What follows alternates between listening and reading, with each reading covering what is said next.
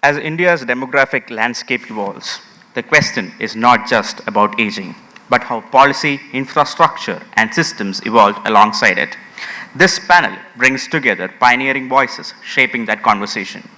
To lead the discussion, I'd like to invite Pooja Biraya, Principal Correspondent, The Week, to please join us on stage. Pooja brings over a decade of reporting at The Week with a strong focus on health, gender, and social issues. Her work highlights equity and lived experiences, connecting ground realities with broader national conversations. Thank you, Pooja, for chairing this panel. Joining her, I'd like to call upon stage Professor S. Irudaya Rajan. Professor Rajan is the chair of the International Institute of Migration and Development and a leading gerontology scholar, known for pioneering the Kerala Aging Survey and shaping research on aging in India. Can we please request you to join us on stage?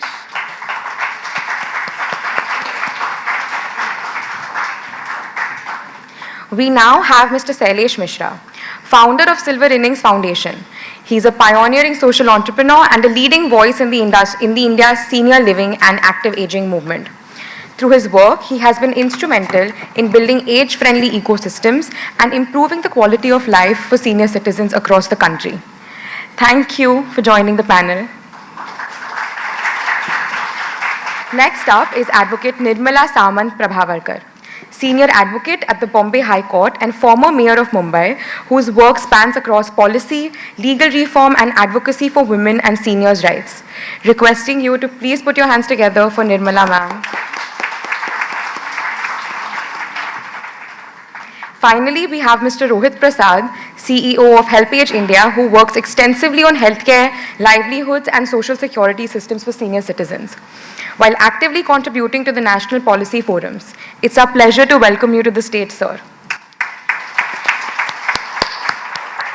Over to you, Pooja. Thank you, Kashvi. Good morning, everyone, and a very, very warm welcome to all our panelists. It is such a pleasure to have all of you here. Today, the topic of our discussion is Shaping an Age-Ready India, Policy for a Changing Demography. As India transitions into an aging society, the challenges are mainly to close the gap between policy and lived reality on the ground, between longevity and dignity. And let me open this discussion to our panelists, starting with a very, very basic and a very relevant question. As India transitions into an aging society, what does it truly mean to be age-ready? And we would like all of you to give your perspectives on that, starting with you, sir. Thank you so much for the invitation to be part of this particular discussion. And I just want to open it up as both economist and demographer. Now looking at migration as one of the subject, because that also affects the elderly, because the children are not available. Either they are in abroad or they are in the country. So that also creates a lot of tensions among the elderly persons. I just wanted to start with people who are sitting here and who are listening and who will be listening at the later stages. The future of this country is belong to the elderly. The future is with them, because today everybody talks about demographic dividend, but then what I am going to talk to is the second demographic dividend, which is the silver dividend and the gender dividend. I think this is going to have a long-lasting impact on the India's economy and society. To put a perspective, we just completed a population projection for India, because you know that we had no census for quite a long time, and it was funded by the Population Foundation of India, which is also part of the Tata Group. In 2051, you will have 325 million people who are above 60, which is higher than 320 million people who are going to be 15 to 29. That means we are going to have very soon, I have seen in my own eyes, there are more grandparents than grandchildren. I am seeing in Kerala, And I think it is going to be a biggest number we are talking about. But the point is, we don't put them as liabilities. I think that is where you need mind change. I think that is what probably the good fellows, they should do it in the coming years, because we are all putting like a bank balance sheet. Liabilities, assets. How do you want to consider as elderly in the coming years? I want to give you 2-3 points to discuss, not only by me, even the next line of speakers, even in this session. I call 60 and above as part 2 of the movie, 2.0. And you know that many times, you have seen now a lot of movies are running in the country. Part 2 does better than part 1. Part 2 does better than part 1. So elderly, as 60 plus, you may do much, much better than before 60. I think this has to be great potential, 2.0, or part 2 of the movie, part 2 of the individual. Now look at that in a real sense. After reaching 60, as rightly said by the founder of the Goodfellows, and an average Indian can live 25 years. And I was just coming from Kerala looking at the election manifesto. What they are talking? Give them 3,000 rupees. Sorry. You want to put them with 3,000 rupees as a old age pension to close their eyes? They are not receivers. They can be producers of wealth. They can be producers of wealth. You are just don't limit them as giving an old age pension or widow pension and stop them. I think this is something we have to realize, that they are going to be the producers. And after reaching 60, a man can live and the women can live 25 years. After reaching 70, if you are able to survive, you can live 17 years. After reaching 80, you can live 8 years. After reaching 90, you can live 4 years, healthy. After reaching 100, you can live 1 year, which you have seen in Kerala by the former Chief Minister of Kerala, 100 plus 1. 100 not out. You might have seen some movies, 100 not out. I think we have to look at the elderly as something great asset for us. Now, 2 dividends, which is going to happen, which I said, silver dividend and gender dividend. This is going to be the catching of the next 30 to 40 years. Now, 2 points. What to do? You can't put the elderly as liabilities. I'm looking at some data right now for you. Even the 320 million in 2051, there will be 5 million elderly will be bedridden.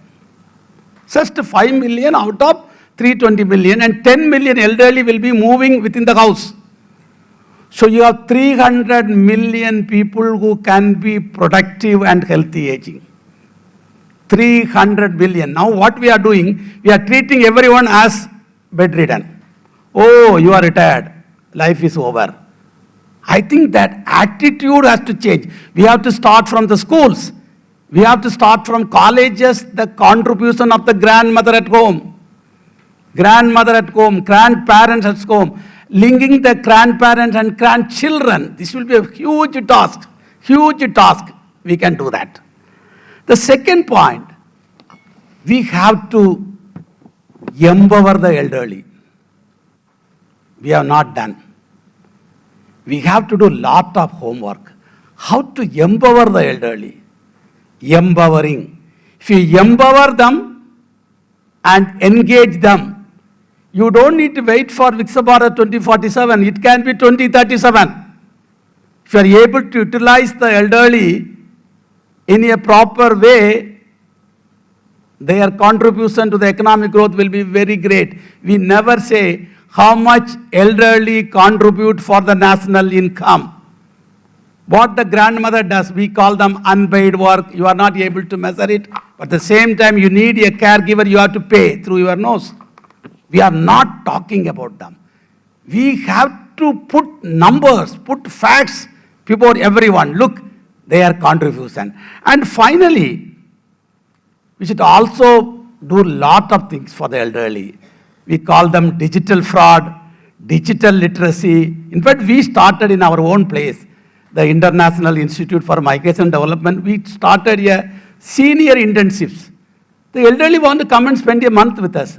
We always talk about student interns. We started senior interns. Come and spend with us for 10 days. We will teach you digital literacy, how to book your train ticket, how to, these are small, small things that makes them empowered, how to talk to your grandchild through video call. Something or small thing, we make them happy. I think this is something everyone has to do. Right. Everyone has to do. Finally, because I saw the Malayalam Manorama and week everything, please remember, when somebody dies, we tell them, RIP, rest in peace. I think we should not do that. What we should do that, when they are alive, you should give them LIP, live in peace. Live in peace is much more important than telling them RIP. So the main point is you have to add life to those years they are living. I'll stop here. Thank you very much. Thank you, sir. We have to add life to years. That is a very important point you made. Sir, over to you, please. Thank you, sir. Sir, already have discussed so many things. We don't have anything left for us. But I'd like to thank these two fellows. We are Dhurandhar 1, they are Dhurandhar 2. Please stand up. Naidu and Gargi, please. Dhurandhar 2. We have started the process, but they are going to lead us. Sir is talking about 15%, 20%, 30% will grow. India is 60% old people. All young people are going to grow old. है कि नहीं? हम घायल हैं इसलिए घातक है. We seniors have lived a life and we know what the problem is. Loneliness, health, finance, we have to depend on somebody. We have been taught how to take care of child. We have been taught how to be young person, how to be adult. But did anybody tell you how to grow old? Is there a school to tell us how to grow old? What planning you have to do? Psychological planning, economical planning, social planning, health planning. Nobody has told us. And suddenly we will grow old. So the question is whether India will age or not. Of course we'll age. But are we ready or not? An age-ready India is not a cost, but investment. Our farmers retire? No. Our mother retire? And politicians will never retire. In fact, there is a fight in Navi Mumbai Municipal Corporation. They have increased the age of retirement from 58 to 60, and there's a fight between different political parties. So, is India 60 plus, 65 plus, 58? We don't know. The things will change. It is coming up. But for that, are we ready? Are we having good food? Are we happy people? Are we just asking government, give me this, give me that? We don't want charity. We are not NGO driven. It's not sympathy, empathy. It's our right to grow old. I need roti, kapda, makan is my right. You are not supposed to give me. Politicians are not masters and we are not servants. We are equal partners. We are human beings. Don't call us silver and seniors. I'm old, I'm old, I'm old. I'm happy to be old. Thank you. Thank you. I'm happy to be old. Right. Yes, ma'am. Could you please kindly take the mic? You have to ask me a question. No, we will get all of your perspectives on this exact same question. How do you make India age ready? Yeah. May I first of all thank the week for organizing such a wonderful and meaningful and much needed conclave or conference or whatever you make as a workshop or what is. So thanks to the organizers. I'm thankful for good fellows, the founders who are sitting over here for, getting people like us to interact on this important topic. And I'm very happy and look forward to learn more from the Gen Zs and next generation because ultimately they are going to lead the country. What I find is, the most important that the topic is going to be silver economy. So I would like to focus on 2, 3 things. The 3 things, because everybody knows over here, sitting on the panel, they have worked for 30, 40 years, 20 years, 30 years. So problems are known to everybody. But ultimately, from this discussion, what are we going to achieve? That is very, very important. I'm learning from each one of you, sir. Whatever you have spoken is a good opportunity to learn from each other. What I felt is that ultimately we want to see that the important thing Shantanu ji has said, that ultimately we need to build the world because for those, they have built for us. So I think this is going to be the focus, that how, sir, you have said that the second half should be more meaningful. The second inning, because they have already played first inning in bringing up the families, everything, adding into national economy, development of the nation. But when they retire, we think they are burden.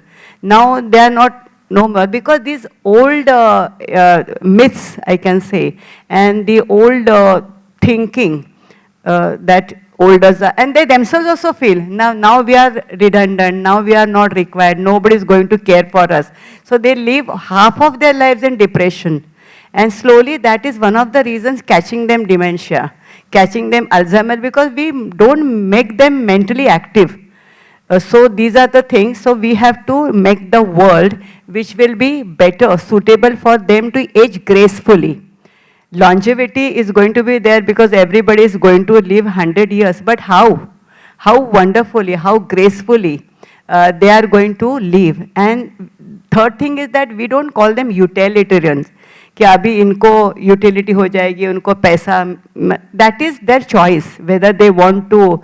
But what we want to make them active and take advantage of their years of experience and wisdom and make them to earn something that will give them dignity and respect.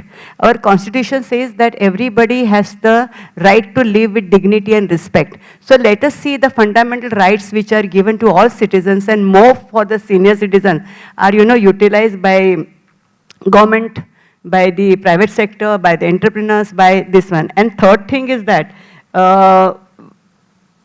third thing which sir has said, you have said, that it is a dividend which we are going to look into, and we are not burdened. Now what are the problems? We all know that problems, it's already, I have written it, 60 plus, because we are going into demographic changes so much that we are not yet ready for that. We are living with the help of good medicines, but the medicines are actually, helping us to grow older. But at the same time, what we feel is that then is there enough health facilities for them? No. Is there enough economic facilities for them to live another 30 years post-retirement? How many people are living only on pension? Hardly any. And those who are living in pension, 2 minutes, is not even sufficient to. So what I feel that economic problems are there, health problems are there. Thereafter, is there going to be second round so that I can keep? Yes. So other things we will, because to introduce it, I'm really thankful that it's a good opportunity to meet each other, learn from each other, and see that the second of the leftover life, it becomes more meaningful.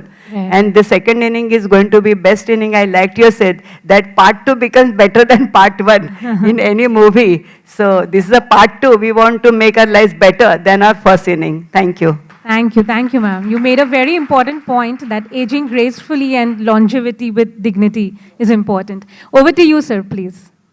Thank you. Thank you. First, let me just thank Goodfellows and the week for this convening.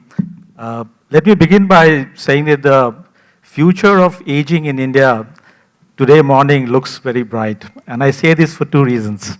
One, if you have a conference on aging and silver economy, and the keynote speaker is a millennium or a Gen X or whatever I think you're in that cusp, then the intergenerational thinking has already started happening. And that's exactly what we need. And I'm delighted that this has happened.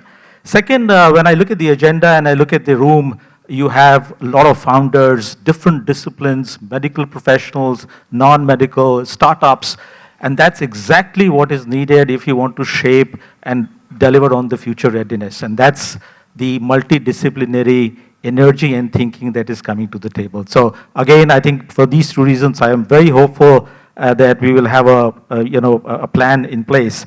But I'll just step back and look at the demographic context, and Professor Rajan and others have highlighted, but I'll just like to make 3 points why the demographic trajectory that India is on is unique.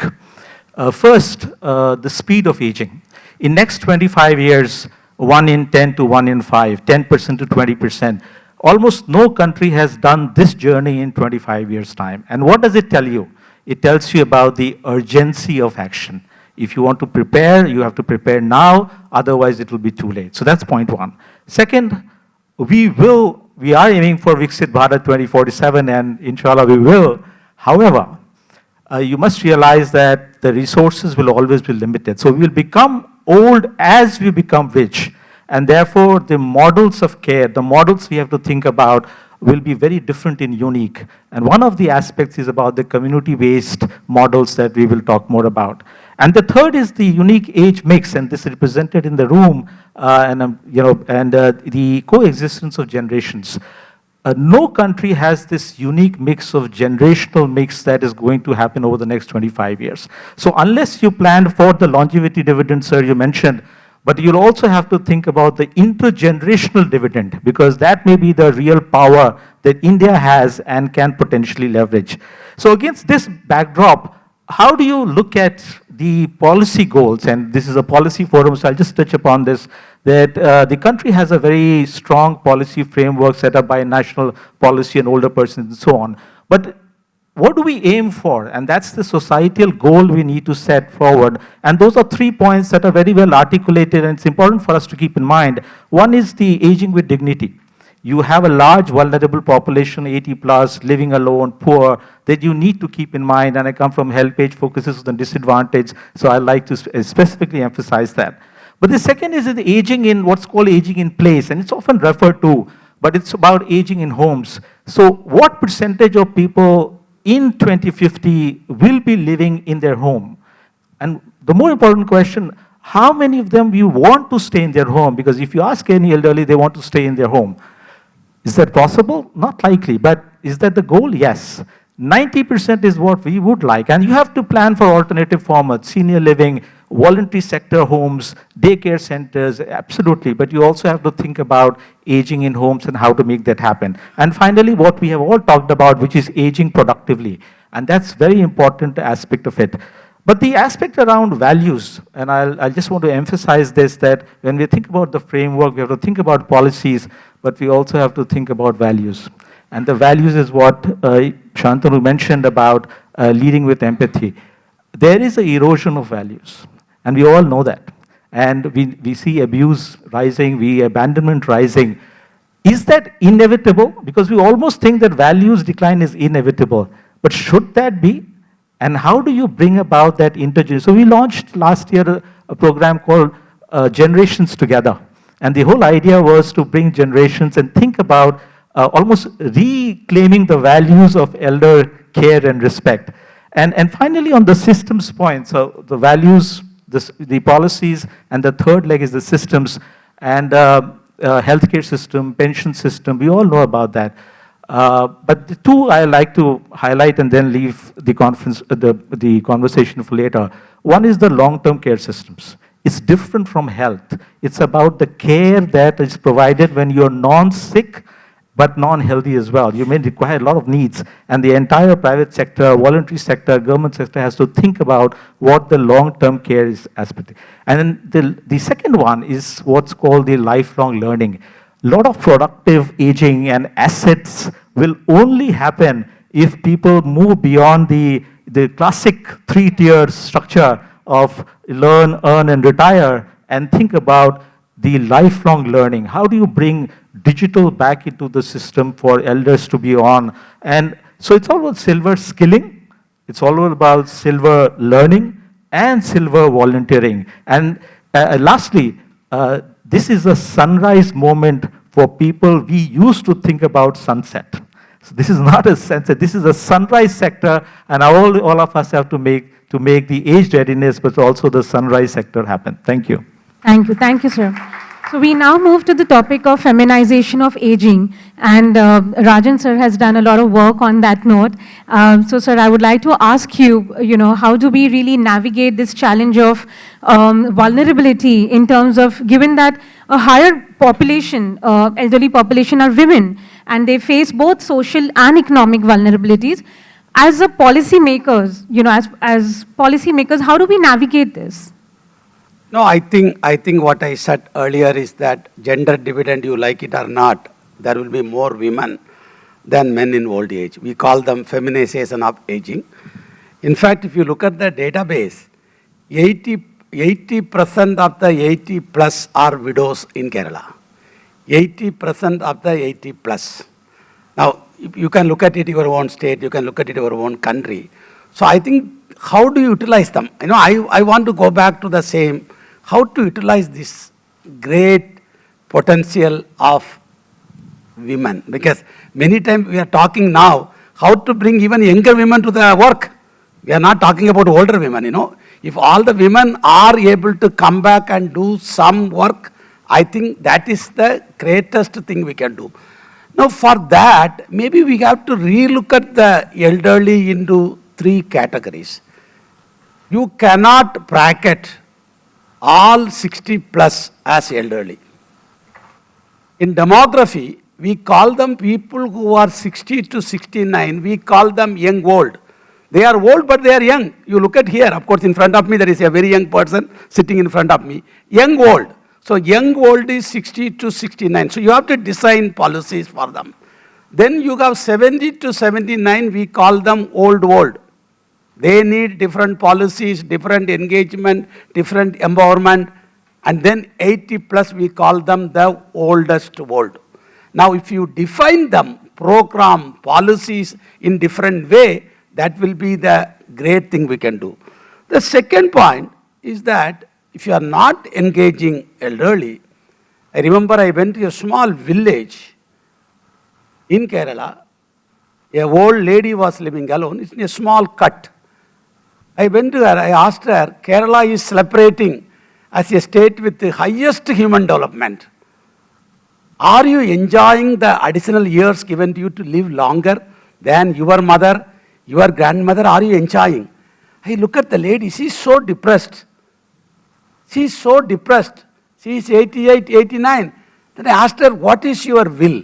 What is that you want? And she was telling me, I am waiting for my final call. Final call. I used to hear this final call only in the airport. First time, I heard a old lady telling me, I am waiting for my final call.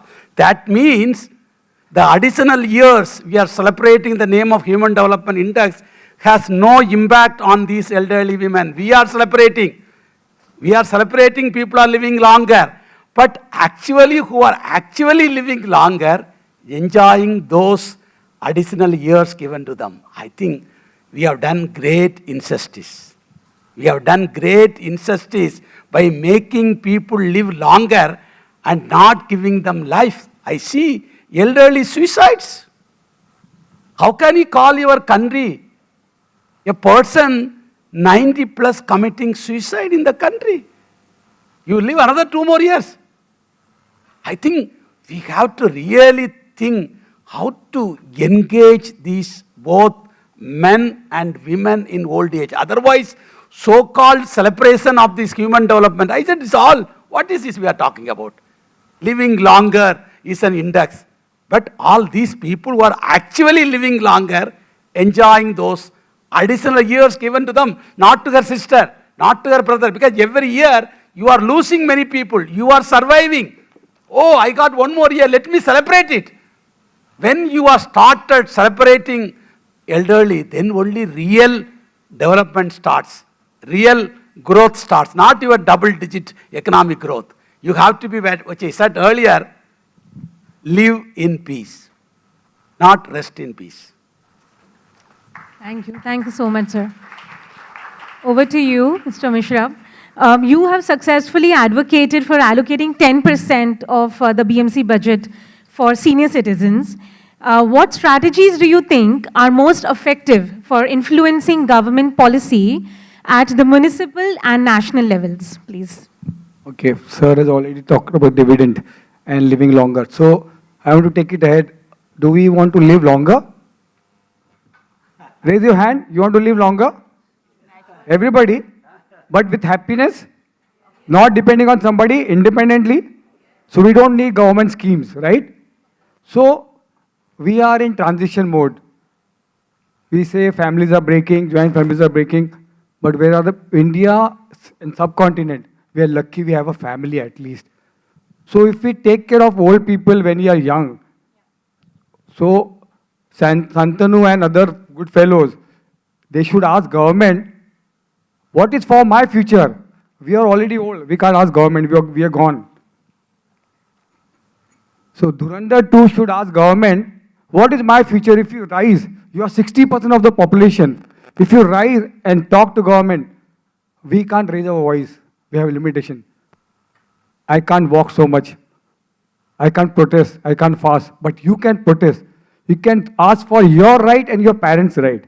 So government is what, we are still a welfare-driven country. We have schemes. We have policies.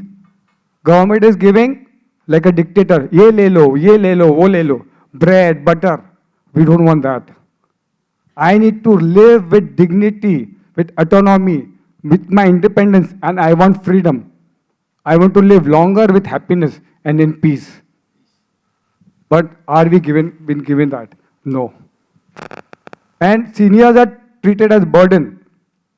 They are not burden. We need to be contributed.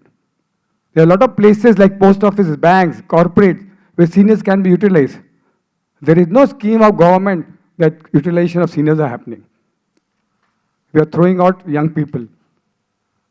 And then old people also there. AI is throwing young people also now. So what will happen after AI comes into this country? We don't need robotic nurse. We need human beings. We need good fellows in our house. As sir said, we need home care systems. The government schemes, of course, we do advocacy, but advocacy is problem.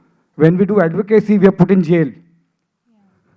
If I write in Twitter something, I'm blacklisted. I am the person who's blacklisted in all the government department because I raise my voice, not for me, but for my old people. So it should be not fight mode. It should be working with the government. We should build rapport with government, with BMC, with state, with government. And we should have MLAs, MPs, and Nagar Sevak who can work with us. If you make good friend, rapport with them, things will work. It is not government doesn't want to do anything. They are busy with their own thing.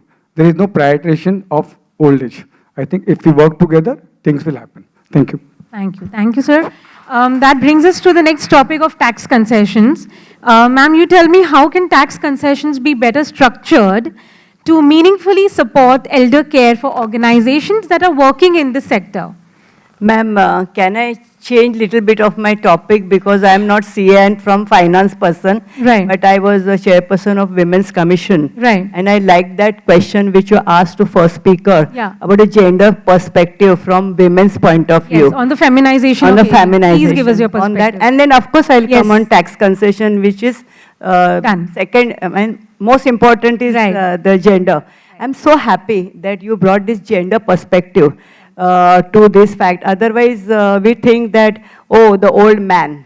Why old man? Only because we are used to using those typical stereotype addressing, taking patriarchy as a norm. So no longer patriarchy is going to be norm. India is known for giving more importance to son who is born in the family, as a result of which we have a lot of sex-selective abortions which are happening. The first thing we have to remove that stigma being born as a woman. If a woman is born, a young woman, she is not getting important. So you can imagine when she will become old, what will be her status in family. So women face double discrimination. Being born as a woman, that is the first discrimination. She is not welcomed in the family. Sex selection, abortions also taking place, and we have deep skewed sex ratio of more men and then less women. So that thing also we have to address when we are addressing the question of senior women. Number one, the double discrimination is that if she is a widow, if she is single, she is unmarried and she becomes old, she is a financial burden. So this is second discrimination upon her. So double discrimination. Third thing is that after 30, 40 years, what I'm speaking is not going to happen because they are also going to be earning. But at present, the scenario is that women are not earning also. I'm not speaking of urban women, but go to rural areas, tribal areas, women who are farmers and all that.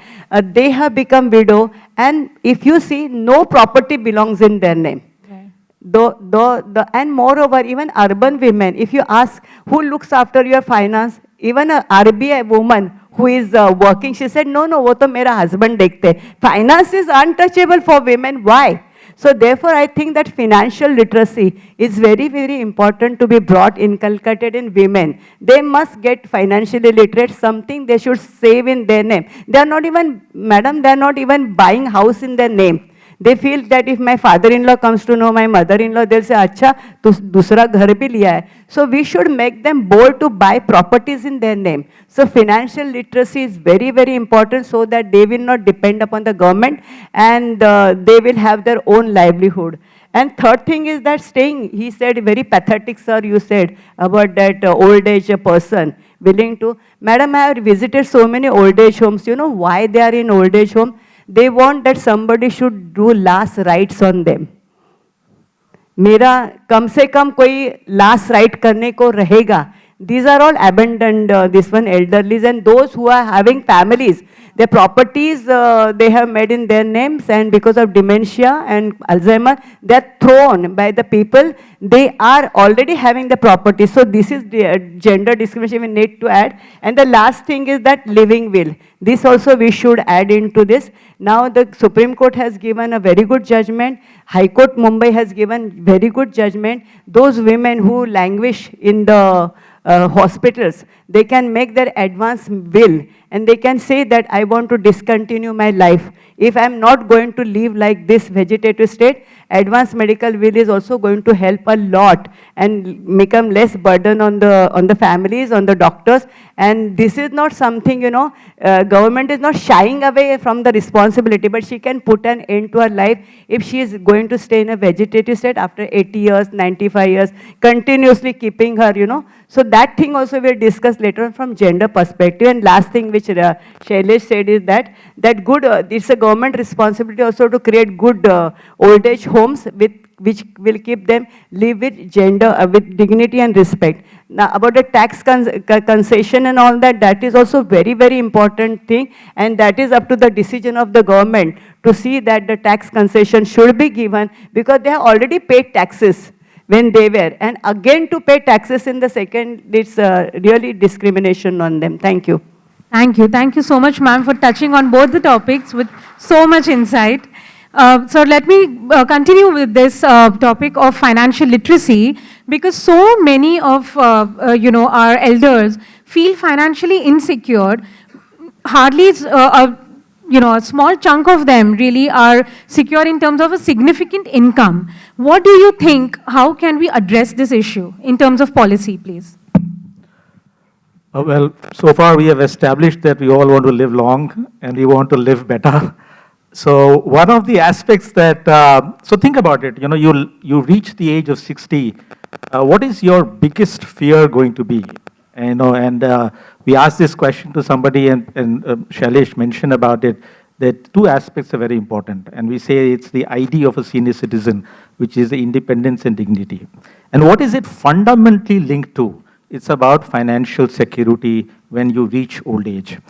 And what does it what does it do to your lived reality? So when we did this survey amongst older persons in few years back, and we asked this question, 65% said they feel financially insecure when they reach, and this was a middle and lower middle class, segments. High insecurity, lot of anxiety. You're almost living in a day that you are running out of money. A lot of dependency, because if you are financially insecure, it creates a lot of dependency, which creates risk of abuse and disempowerment and all of that. Thirdly, what ma'am mentioned about gendered dimension of this, women are by far more financially insecure, and she highlighted the reasons. And fourthly, the risk of derailers. One episode of hospitalization or a health episode, and it puts you back. So the financial security is a very tenuous security that you have. So in this context, what are some of the aspects that we can think about? And we have to break it down into different segments if you want to think about it. 90% of the people, older people, are in the informal sector. They are daily wagers. Think about people whom you're interacting with. They're part of the informal economy. How do they live their life, or how do they plan to live their life? When they don't have a plan. But if they reach about age 60, they continue working, and the social pensions, which is the old age pension, and Professor Rajan also mentioned, in India is very low and very limited coverage. 30% of the people who need that, even by government standards, actually get it. And they get it in the range of 1,000, 2,000, 3,000, which is very marginal. Second, the middle class people, or the lower middle class people, let's leave out the rich people, they will secure their future. How do they think about it? They have very low savings. They don't have savings, very limited pension. So how do you think about bringing financial security at old age? So broadly, 2-3 approaches. One, social security or pensions must be improved significantly. It's a tall ask, but it's an important ask because it directly leads to dignity. The second is the aspect about what Professor Rajan mentioned about productive aging. So we have to create workplaces or work opportunities that are in the 60 to 70 age group at least, because you are productive and you can do it. And finally, I think a special focus on financial planning and literacy. This is completely missing. And I would encourage all the insurance, financial sector, all the businesses, houses, and everybody to think about how do you bring financial planning at an early age. Nobody's thinking about it. So you need a full campaign, a full focus to do that. And the last point I will mention is that the entire silver economy concept, or the underpinning of it, is in the economics of aging. If we don't get this part right, then the economics of aging will disrupt the silver economy, or not at least fully realize the potential. So financial insecurity or the financial security is one of the biggest economic and financial challenges that we need to think about. Thank you. Right, thank you. Thank you so much, sir. Now, we will get some very quick closing lines from each of you on a topic which is very relevant and very current, and it is about digitization. Everything is getting digitized, but many senior citizens feel left out. How do we make sure they all feel included, and how do we make sure they are able to access these services? Starting with you. I'll give you this mic. Okay. Yeah, I think the very important point is we all talk about sustainable development goals. No one left behind. I think today several elderly are left behind. Several. I don't know what is the number in the context of elderly, even 80 plus. People are not able to move around. Today you can't go somewhere, people tell, pay in Google Pay. What is Google Pay? You have to remember lot of numbers, lot of things, and you are being cheated. People are afraid to use mobile. OTP means they started shivering, the hands are moving around. Because they have not seen OTP when they were young, am I right? It's something like they used to write their checks and other things. Things have changed. So I think we have to bring them, that's why I said we have to be, what I call them, mainstreaming elderly into development. I think we took several years to mainstream gender into development. I think time has come for us to mainstreaming elderly into development. I think this is very, very important. Once you mainstream them, automatically everything is part of your life, including digital and financial literacy. Even you can't book a ticket, you want to use your Uber, for example. Simple thing, you want to move. Today you can't move without digital. You can't move. Elderly cannot move at all. They are becoming heavily dependent in the context of this digital life. I think this is something very important. As long as it is a closing one, I would like to give one or two more points and I'll stop there. One is, I think, we should also talk about at some point of time, dignity at death.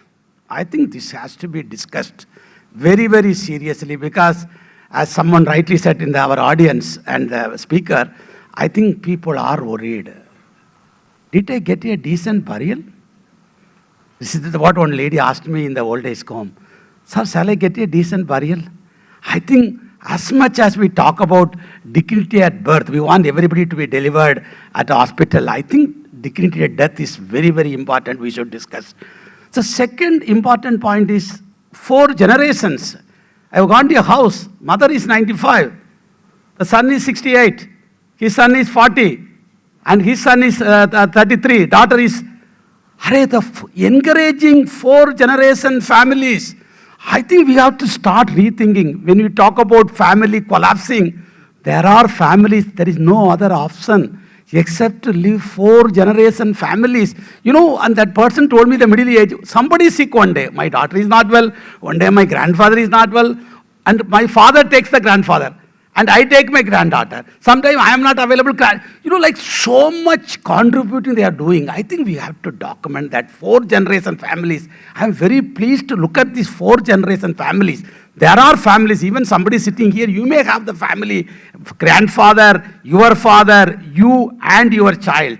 I think encouraging those families, that should be the tax exemption. The third and another point is, you know, you said about gender. You know, I talked to several old people for my study for 30, 35 years. I asked many couples, you got 1 son, 1 daughter.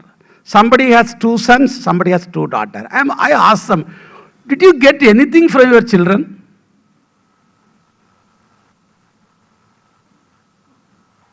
Did you ever ask this question? And you know that some old people told me, sir, I invested more money on my son. Return is negative. Like some of the share market, no? You put your money, even you lose even the principal sum. And then he said, I spend less on my daughter. I am getting more. I think this return to investment, because I made my son as an engineer, my daughter as a small school teacher. Now she is available to put when I had eye problems, he came and put my ear drops, the eye drops. So I think you rightly said, but I said it is too late. We have to document on the women's daughters' contribution, because many of the elderly in the future have only daughters. Daughters' contribution to the society so that future, no girl is being even aborted. I think you have to bring back the policies. And finally, this is what I tell the Kerala government. I want to tell you here also. Migrants. People say, when you look at migrants as competitor, you get problem. I think we have to create elderly as partners in development. They are your partners. They are not your liability. They are your partners in development. If you do that, I think it's a great opportunity for us to reap the silver dividend. Thank you very much. Thank you very much. Thank you. Thank you, sir. Over to you, sir. Pooja, we need to have 5 minutes extra because the topic is so huge and we want to speak so much. Right. Quick closing lines. Sure. Yeah. So technology should empower elderly, not exclude them. So it could be inclusive. So we must build an India where people don't just live longer, but live with dignity, purpose and joy. An age-ready India is one where policy, infrastructure, technology come together to ensure that every person lives with dignity, independence and connection. Because aging is not about them, it's about all of us here, our family, our society. सबका साथ सबका विकास तो है, पर बुजुर्ग के बिना नहीं हो सकता है. मोदी जी, विकसित भारत बिना बुजुर्ग के नहीं होगा. उनको भी साथ दे लेके चाहिए. Thank you. Right. Thank you. This is, I think, 1 minute this on tech, so I will limit myself to that.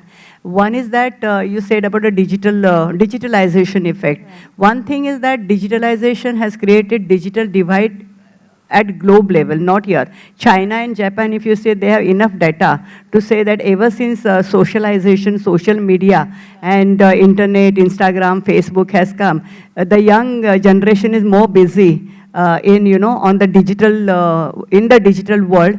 As a result of women, the elders at home are very lonely, depressed, as it is because of age and more because disconnect. So there is a digitalization has positive things also as at the same time negative. But the fault is not with digitalization. Who is using digitalization? So that's very important. The younger generation should keep in mind that limited use of digitalization, they should pay more attention to their families, elderly at home. Second thing is cyber fraud are taking place, which he said that the old generation doesn't know how to operate, and financial frauds are taking place. That's another issue. We need to take care and teach them digital devices and all that. I think that's more than enough. And lastly, it's not a generation gap, it's a communication gap. So we need to see that digitalization is not creating generation gap, but we need to tell them that have good communication because of good digitalization. Thank you. Thank you, ma'am. Thank you. Yes, sir. Thank you. I know I'm the last, sir, but I'll try and quickly. I think we have talked about what is the problem statement. I think everybody is very clear. Divide is widening, accessibility, confidence is lacking, cyber safety. What can we do about it? So there are 4 points I'll quickly mention. One is around the mindset. I think we all, the work that we do with at HelpAge India, we do a lot of digital literacy workshops, a lot of senior citizen associations, and we have seen a remarkable thing that the first step, if you bring them onto the first step to help them understand, then they are absolutely brilliant. And I think the first step is where it's lacking, that we are not enabling, we are thinking that they won't be able to do it. And it happens. At my home, I used to tell my parents, aapse nahi hoga, ya aap mujhe hi de do, main kar leta hu.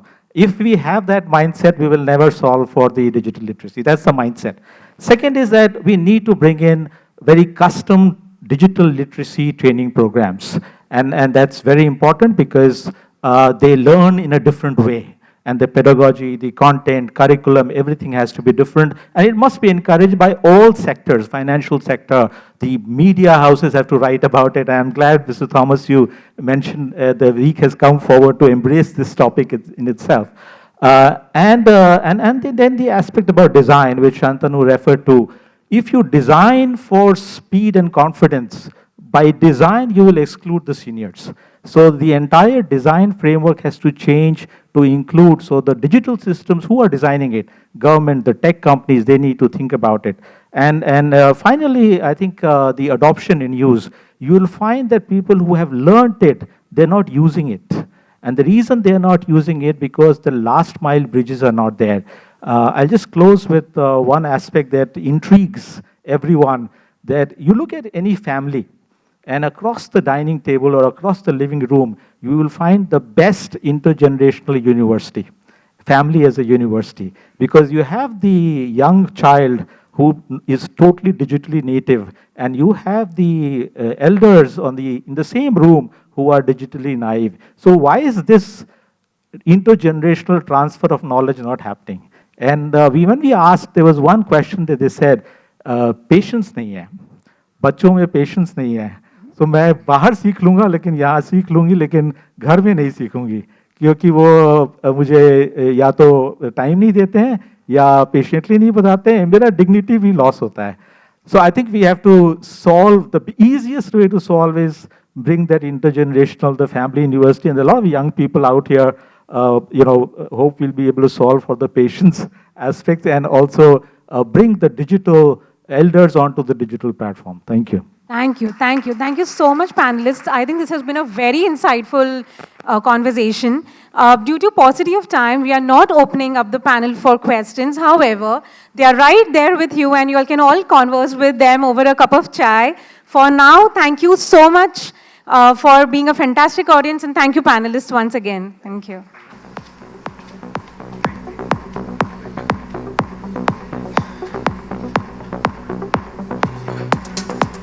Yeah, thank you, Pooja, and thank you all the panelists for such an insightful and more importantly an energetic discussion.